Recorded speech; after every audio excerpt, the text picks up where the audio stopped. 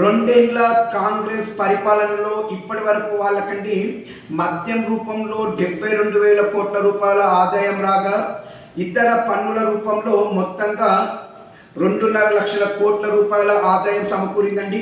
అలానే కార్పొరేషన్ల ద్వారా చేసినటువంటి అప్పు 50,000 కోట్ల వరకు ఉండగా, వాళ్ళు చేసినటువంటి అప్పు ప్రభుత్వ పరంగా చేసిన అప్పు 3 లక్షల కోట్ల రూపాయల పైచిలుకుందండి.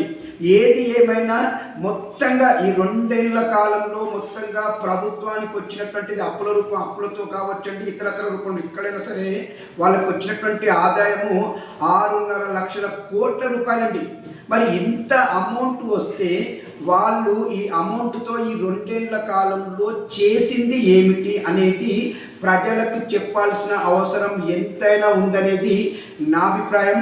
మరియు దీనిపైన మీ అభిప్రాయాన్ని కూడా నాకు కామెంట్ రూపంలో తెలియచేయాలని చెప్పేసి నేను నా సబ్స్క్రైబర్స్ని అడగదలుచుకున్నాను. ఎందుకంటే ఈ సంపద అంతా మనదండి.